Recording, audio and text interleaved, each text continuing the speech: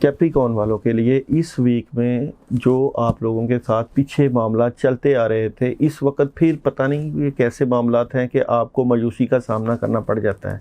इस वक्त भी आपके साथ जो है इस वक्त परेशान हैं आप अपने मामलात के बारे में कि सारा कुछ तो ठीक चल रहा था, तो अब मामलात क्यों ठीक नहीं हो पा रहे। इसके लिए आपकी जो है नींद डिस्टर्ब हुई हुई है, आपके मामलात में काफ़ी चीज़ें जो हैं वो डिस्टर्ब हुई हुई हैं। अभी भी आप दो ऑप्शंस में जो हैं वो बटे हुए हैं। दो ऑप्शंस किस तरह की कि आपकी जॉब से रिलेटेड, आपके कामों से रिलेटेड, आपके जिनकी शादियों के मामलात हैं तो उनके दो रिश्ते हो सकते हैं, या जो अपने मामलात में मुलव्वस हैं वहाँ पे वो डबल माइंडेड हुए हैं। आप लोग डबल माइंडेड होने की वजह से अपने मामलात को काफ़ी ख़राब कर रहे हैं।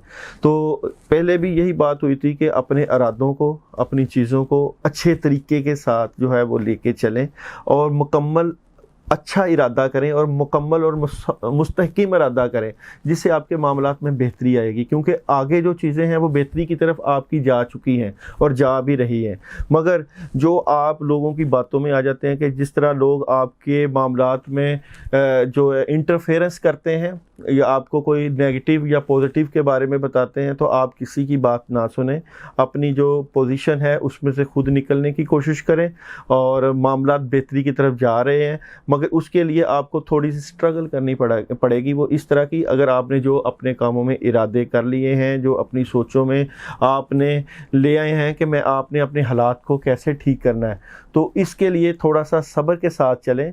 इंशाल्लाह ये हालात बेहतरी की तरफ चले जाएंगे। इसको बेहतर करने के लिए आप 110 मरतबा आयत करीमा ला इलाहा इल्ला अंता सुबहानका इन्नी कुन्तु मिनज़ ज़ालिमीन, ये आप पढ़ें इशा के बाद। अव्वलो आखिर एक मरतबा दुरूद इब्राहिमी पढ़ लें और अपने मामलात के लिए दुआ करें।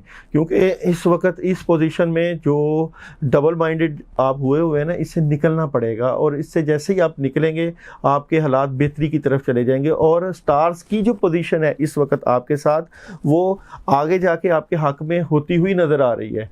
आपको अपने मामलात बेहतर करने के लिए, अपनी ज़िंदगी को बेहतरी की तरफ गामज़न करने के लिए ऐसे फ़ैसले करने पड़ेंगे जो स्टिक हों, जो जिनके ऊपर आप मजबूती के साथ खड़े रहें। तो अल्लाह ताला आपके कामों में मदद करें। आप इरादा करें अपने हालात को ठीक करने के लिए, इंशाअल्लाह अल्लाह की मदद ज़रूर आएगी।